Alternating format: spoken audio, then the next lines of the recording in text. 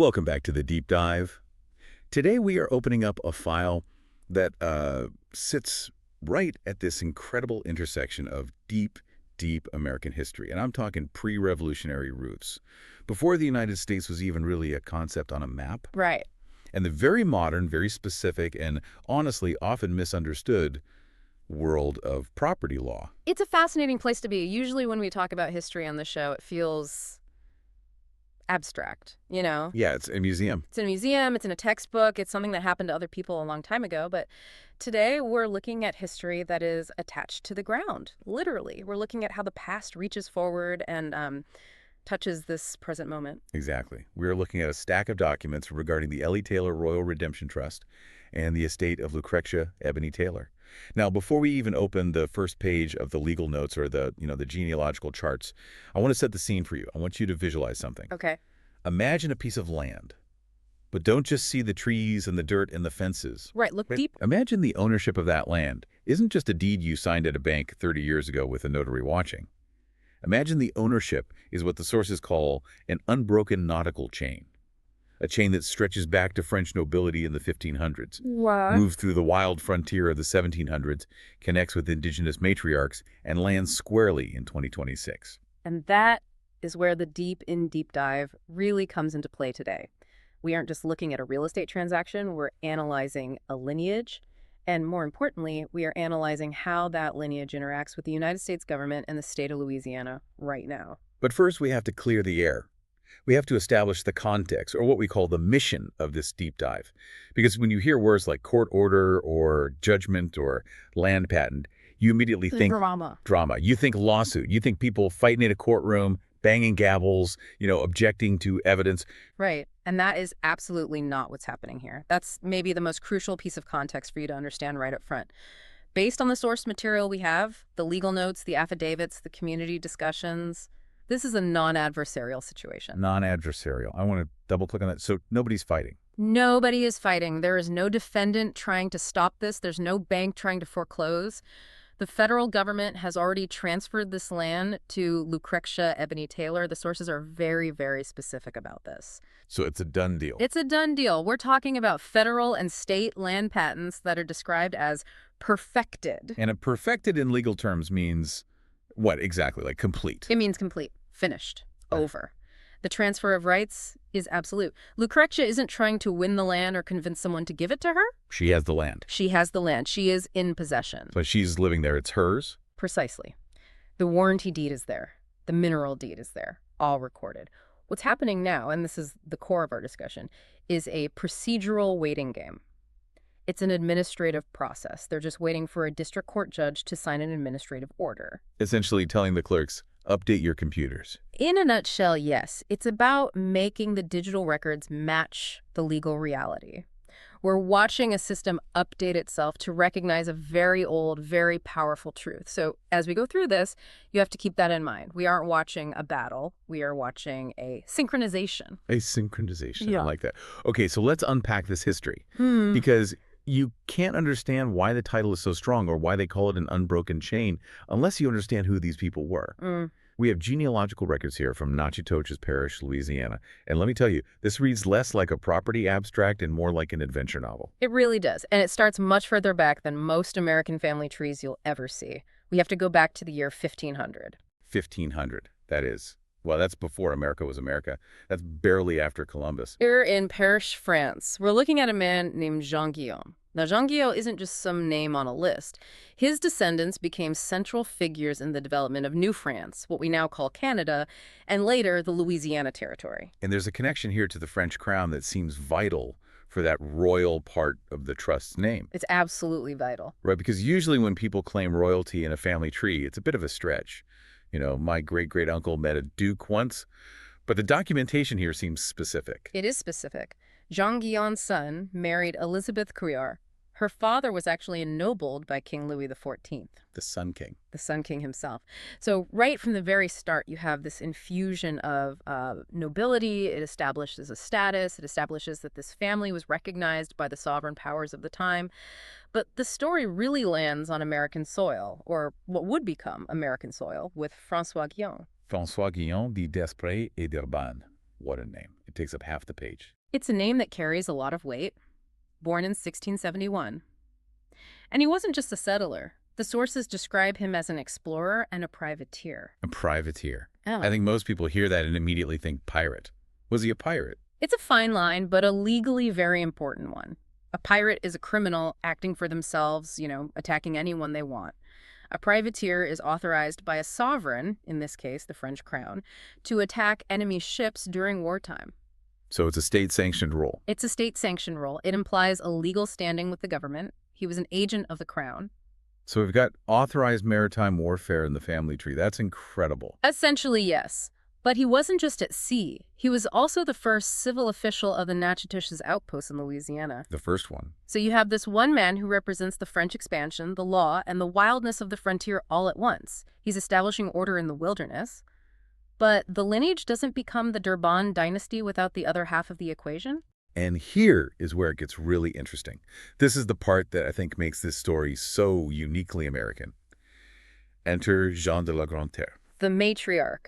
The sources identify her as a Christianized Chitimacha Indian. I love that the sources don't just glaze over this or try to hide it. They called her the Indigenous matriarch. And in 1726, she marries Francois. Why is this marriage so significant for the land claim we're looking at today? Oh, it's pivotal. It is absolutely pivotal because it unites two forms of sovereignty.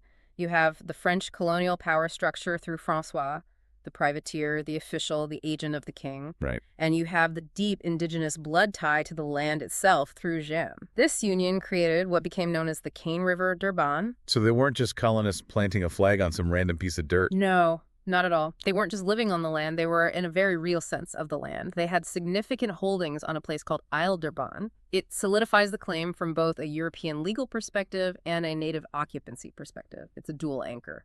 And this is where we start to see that unbroken chain concept really form. But names. Names are tricky things, aren't they? They evolve, they change. If you're looking for Guion or Desprez in the Natchitoches phone book today, you might not find the right people. That's a great point. And a lot of historical claims fall apart right there. But the sources trace this meticulously. History often hides in plain sight because of how language shifts, especially in a place like Louisiana where you have French, Spanish, and English all colliding over centuries. So how does it shift? It starts as Derbanne. We see Gaspard Derbanne, Jean-Baptiste Derbanne. And by the way, Jean-Baptiste, we have to mention him. The notes highlight him specifically. We do. Born 1752, he served in the Galvez campaigns during the American Revolutionary War. Wait, explain the Galvez campaigns. I feel like that's a part of the Revolutionary War we all skipped in high school. It often gets overlooked, but it was crucial. Bernardo de Galvez was a Spanish governor of Louisiana at the time. Spain was an ally of the American colonies against the British. So, soldiers from Louisiana like Jean-Baptiste Derbanne fought British forces all along the Gulf Coast. They took Mobile, Pensacola. They were instrumental in keeping the British busy in the South while Washington was fighting up in the North. So we had French nobility, indigenous heritage, and now American Revolutionary War service all in one direct line. Correct. And that service is crucial because it further solidifies the family's standing and rights during the transition from French to Spanish to American governance. When you fight for the winning side, or the side that supports the winners, your property rights tend to be respected by the new government. It creates another layer of legal and political protection. Okay, so the name is Derbanne, but then it changes. It goes from Derbanne to Derbanne, with an O around the time of Paul Alexandre and Louis Derbanne in the 1800s. Just a slight shift in pronunciation, probably. Yeah. Clerk hearing it differently. Exactly. You have to remember, phonetic spelling was the norm. If a clerk heard Derbanne, he wrote Derbanne.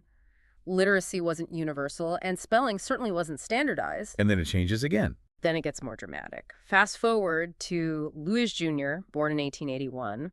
The name shifts to Dearborn. Or sometimes you see Dearborn. It becomes anglicized. Right, trying to make it sound more American English. From the French Derbanne to the English Dearborn, that's a huge leap if you don't know the steps in between. It is. And then the lineage moves to the female line, which is where amateur genealogists often lose the trail. But the trust has tracked it perfectly. Bertha Dearborn. She marries a man named William Stinson. Okay. They have a son, William Stinson, born in 1926, and his son, Glenn A. Stinson, is the father of LuCrectia Ebony Taylor. Born LuCrectia Ebony Stinson. Exactly. So when you look at LuCrectia Ebony Taylor today, you are looking at the direct documented result of that 1726 marriage between the French privateer and the Chitimacha matriarch. And that's why the sources call this a historical truth. It's not just, I bought this land. It's, this land is in my blood. And that biological and historical continuity is what underpins the entire legal argument. It validates the claim. It's not just a transaction. It's an inheritance that has survived 3 centuries of political and social change. Okay, so we have the history, we have the bloodline, but we need to talk about the paper. Because in the end, the law loves paper.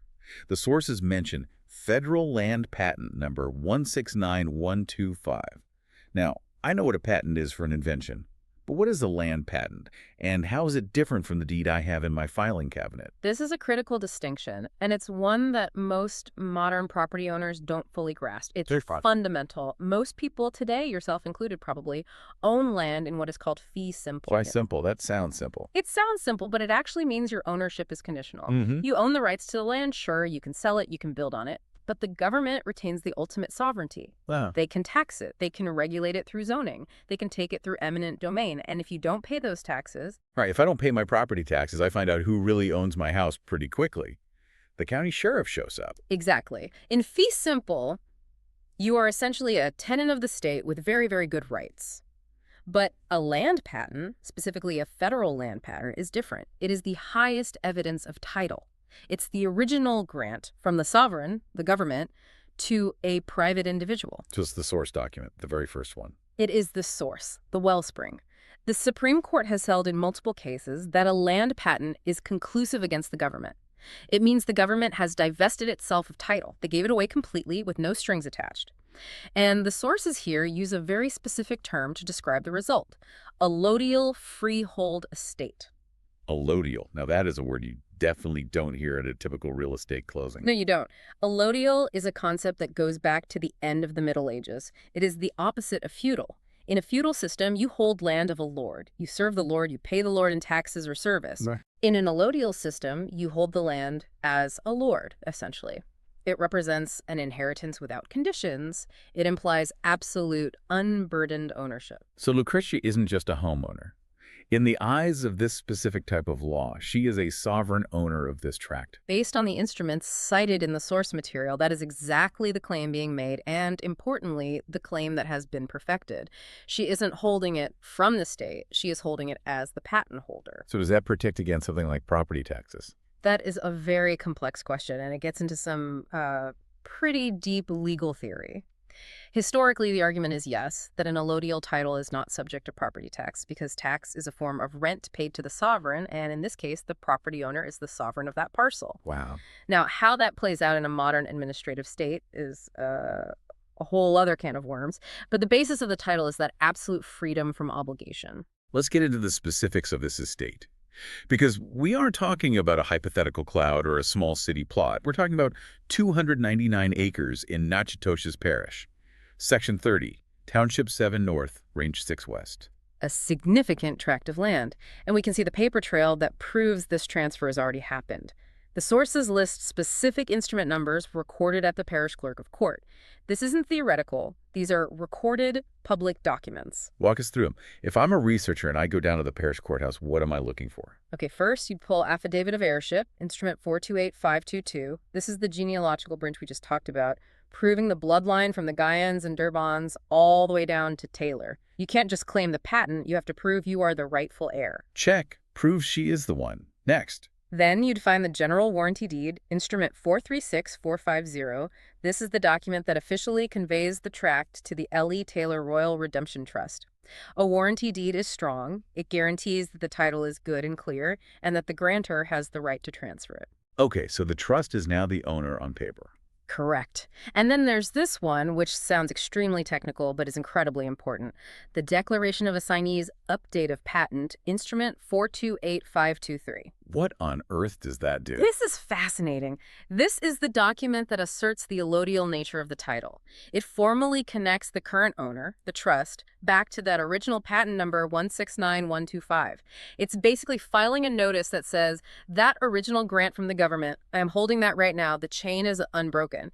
It brings the power of that original patent forward to the present day. It's like a formal declaration. Exactly. It puts the world on notice, but there is one more detail here that made my jaw drop. And if you are listening and you know anything about the energy industry, especially in Louisiana, this is where your ears should perk up. The mineral deed. The mineral deed, instrument 436546. It conveys a 100% undivided interest in all oil, gas, and minerals. To understand why that's so significant, you have to understand Louisiana mineral law, which is notoriously complex. Usually over 300 years, mineral rights get fractured, they get split up among 12 cousins, then sold to an oil company, then reverted back. It's a complete mess. Right. Usually the oil company owns some, maybe a bank owns some, and the landowner gets a tiny royalty check if they're lucky, and the rights are severed from the surface. Exactly. Or the rights revert to the landowner only after 10 years of non-use. That's a legal concept called prescription. It is very, very rare to see a 100% undivided interest staying with the surface rights in a legacy estate like this. It almost never happens. So this deed asserts total control that transforms the value and the nature of the estate completely. It's not just land to walk on, it's a massive economic resource. It changes everything. It means the trust controls the drilling, the exploration, the leases, and the revenue. Total sovereignty over what lies beneath the ground. It connects right back to that allodial concept ownership from the center of the earth to the sky. So let's just recap for a second. We have the bloodline going back to 1500. We have the land patent granting absolute title. We have the deeds recorded at the courthouse. The federal government has transferred the land. LuCrectia is in possession. So here's the question that I think a lot of our listeners are probably screaming right now. Why are we talking about a district court judge? That is the million-dollar question, isn't it? If the title is perfect, why go to court? Right. If I buy a car and I have the title in my hand, I don't go to a judge to tell him I bought the car. I just drive it. Well, let's stick with that car analogy for a moment. You have the title, yes, but you still go to the DMV to get the registration, don't you? Fair point. I need the license plate. You need the state's database to know that you are the one who gets the speeding ticket, not the old owner. Think of this court process as the administrative bridge. The reality of ownership exists. The trust owns the land. That is a fact established by the patent and the deeds. But the public record, the digital filing systems of the parish, the tax assessor's rolls, those are administrative tools. They are dumb terminals. They need to be told what the reality is. So the court case isn't to decide if she owns it. Yeah. It's to tell the system she owns it. Precisely. The sources guide us to a specific Louisiana legal mechanism called simple possession. Simple possession. I like the sound of that. It sounds, well, uncomplicated for once. It's designed to be. According to the source from the law firm Cash, Coudray & Bass, Louisiana probate, or what they call succession, can be really messy. You usually have full administration. That's where you appoint an executor. They publish notices in the newspaper. They pay debts. They wait for creditors to complain. They argue. It can take years. The typical nightmare of settling in a state. The typical nightmare. But this case is different. Because it's non-adversarial. Exactly. The sources explicitly state this is a non-adversarial situation. Everyone agrees. The debts are manageable or, non-existent in a way that would block a transfer. Because of this, they can use simple possession. They can skip that whole administration process. They can fast-track it. They can ask the court to transfer ownership, or rather, to recognize the transfer of ownership immediately. The goal is a document called a judgment of possession. And what does that judgment actually do? If she already has the patent, is this just a redundancy, a piece of paper for the sake of having another piece of paper? It's not a redundancy. It serves as the official judicial mandate. It's the court order that tells the clerk of court, update your books. It doesn't create the ownership. Remember, the land patent and the affidavit of heirship did that. The judgment officially recognizes it for the public record. It's the final stamp. It's the final stamp. And it's what allows for the updating of titles and, crucially, those severance tax records. Remember, the 100% mineral rights? For oil and gas, yeah. You can't collect royalties easily if the tax assessor's computer still lists your great-great-grandfather's name from 1881. This judgment creates a clean, modern interface for this ancient allodial title.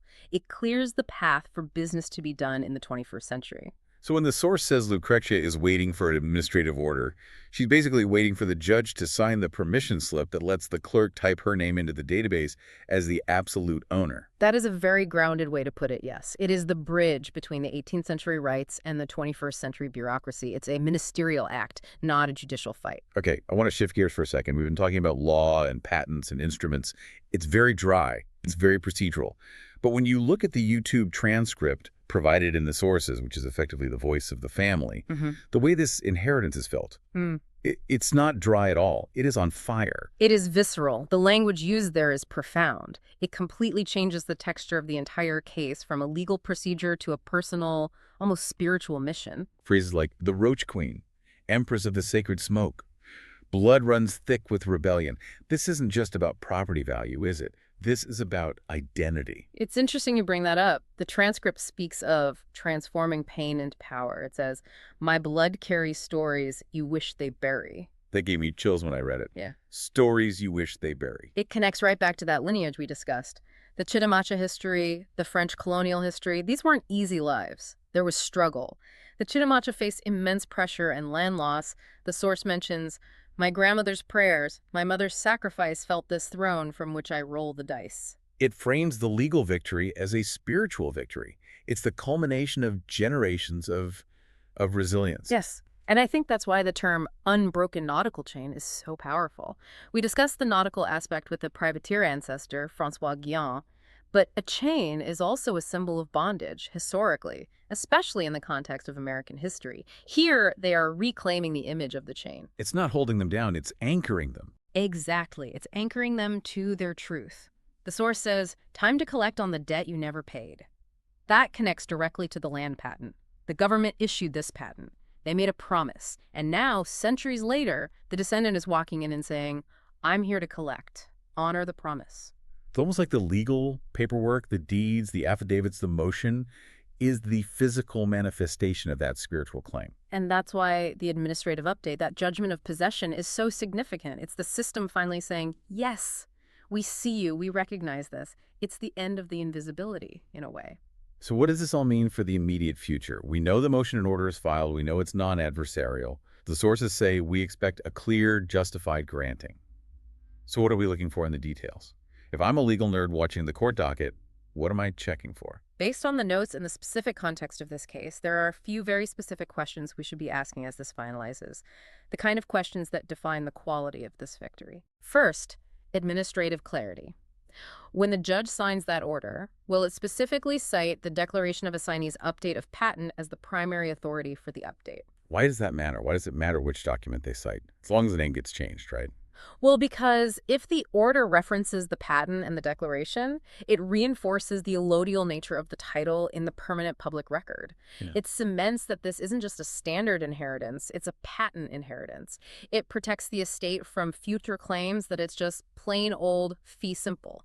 It makes sure the clerk enters it into the system correctly with all its power intact. Got it. It sets the precedent for how this land is treated from now on. What else? Mineral rights integration. Remember that 100% mineral interest. The question is, will the administrative order include specific instructions for the parish to update the severance tax or the royalty records to reflect the trust's ownership? You mean, will it be explicit?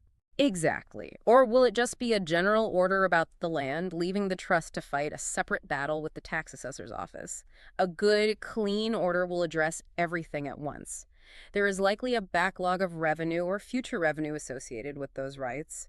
The efficiency of that transfer is key. Right. And the source asks about ministerial tasks left after the order is signed. Right. Once the judge signs, is it automatic?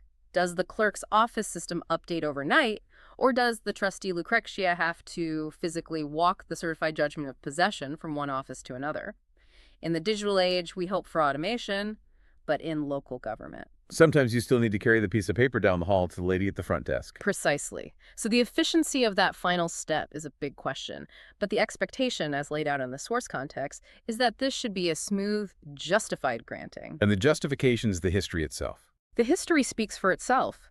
The documented lineage from Francois Guyon and the Chitimacha Matriarch serves as the historical truth. The court doesn't need to hold a trial to find out who she is. The affidavit of heirship already proved it. The land patent proved the land is hers. The judge is just closing the loop. Closing the loop. I like that. It feels like we are watching a circle legally close after 300 years. It really is. It's a synthesis of 18th century nobility, indigenous survival, Revolutionary War history, and 21st century administrative law. It's rare to see all of those in one folder. And it's a reminder that the system, the courts, the clerks, the records, it isn't always the enemy. Sometimes it's just a machine that needs to be calibrated. And in this case, the Ellie Taylor Royal Redemption Trust is doing the calibrating. It's a story of a system working to update itself to match the highest evidence of title. It's what the system is supposed to do. So as we wrap up this deep dive, I'm left thinking about that image of the anchor. The land patent is the anchor. It holds the ship steady through the storms of history. And it makes you wonder. In an age where everything is in the cloud, where we subscribe to everything and own almost nothing, we often forget that true, real ownership is rooted in these ancient papers and bloodlines. It raises a provocative question for everyone listening, doesn't it? If a 1700s land patent is the anchor for the Taylor estate, how many other anchors are out there? Exactly. How many other families have a Jean Guyon or a Jean de la Terre in their tree and a land patent buried in a state archive somewhere, forgotten? Waiting for a descendant to simply stand up, file the motion, and ask the court to recognize them. It makes you want to call your grandmother and ask where the old papers are kept, doesn't it? It certainly does. Check the attic. Check the old metal box in the closet. Well, that is all the time we have for this deep dive into the unbroken chain. To LuCrectia Ebony Taylor and the Trust, it sounds like the paperwork is in order and the history is on your side. We'll be watching for that judgment of possession. A fascinating case of history coming alive. Thanks for listening, everyone. Keep digging deep. We'll catch you on the next one.